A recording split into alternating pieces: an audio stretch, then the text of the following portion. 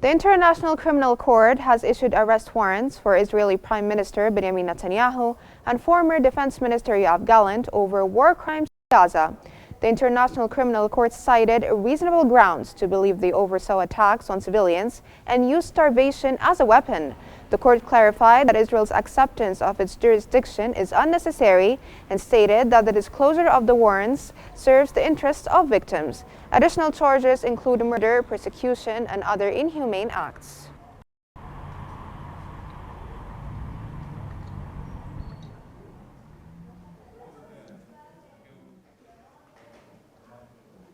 At least 66 Palestinians have been killed in a new massacre committed by the Israeli occupation forces in northern Gaza. At dawn, occupation warplanes bombed an entire residential block near Kamal Adwan Hospital, killing 66 civilians and injuring more than 100 others. In the aftermath, medical staff struggled to treat the victims due to a shortage of rescue crews.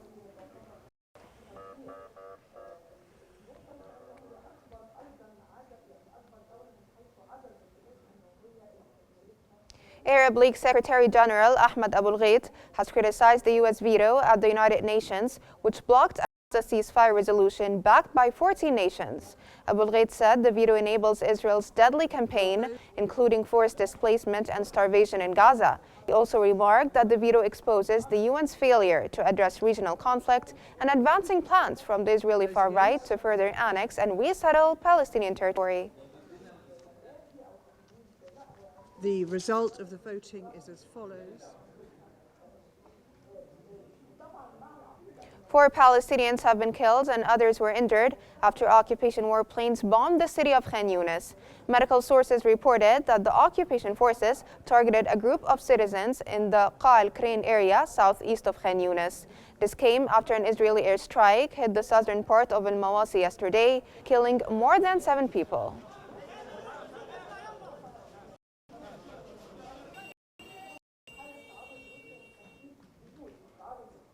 At least 3 Palestinians have been killed and others were injured in an Israeli airstrike on the Palestinian city of Rafah.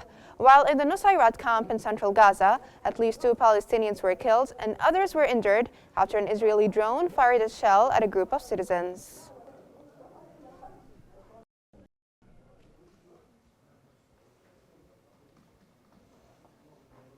The Commissioner General of the United Nations Relief and Works Agency for Palestine Refugees, Philippe Lazzarini, has confirmed that the civil system in Gaza has been completely destroyed.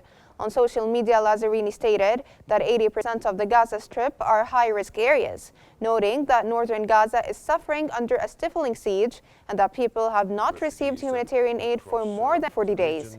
He reported that residents have no safe haven and are searching for the most basic resources. Bill on the 28th of October. I have drawn the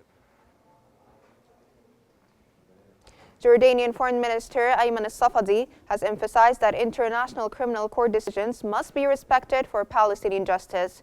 Speaking alongside European Foreign Policy Chief Josep Borrell, al-Safadi highlighted talks focused on alleviating civilian suffering in Gaza, especially in the north, and praised the European Union's efforts to support Gaza and address the humanitarian crisis.